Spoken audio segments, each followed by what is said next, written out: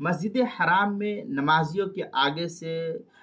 گزرنے کا کیا حکم فقہا نے نقل کیا ہے؟ چنانچہ مسجد حرام مکۃ المکرمہ زادہ اللہ الشرف و عظمہ،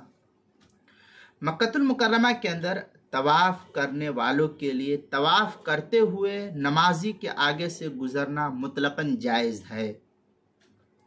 لیکن جو لوگ طواف نہیں کر رہے ہیں ان کو نمازی کے آگے سے گزرنے میں حد درجے احتیاط برتنی چاہیے، اور اگر گزرنا ناگزیر ہو تو نمازی کے سجدے کی جگہ کے آگے سے گزرے، اس کے بالکل قریب سے نہ گزرے۔ یہ فقہا اس کی تفصیل مسجد حرام کے سلسلے میں لکھتے ہیں۔ چنانچہ ابو داؤد شریف کے اندر ہے، ذکر فی حاشۃ المدنی لا یمنع المار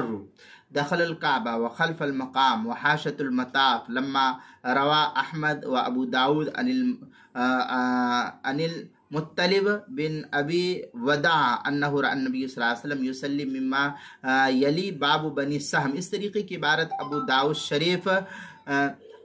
شریف صفحہ 276 کتاب المناسک کے اندر بھی ہے، فتاوی شامی میں ہے، وہو محمول علی الطائفین فیما یظہر۔ اس طریقے کی عبارت جو ہے فتاوی شامی جو بیروت کا چھپا ہوا نسخہ اس کی دوسری جلد صفحہ 244، اور جو زکریا بگٹی پور دیوبند کا ہندی نسخہ اس کی دوسری جلد صفحہ 400۔ آگے مزید فتاوی شامی میں ہے، قولہ بموضع سجود ای من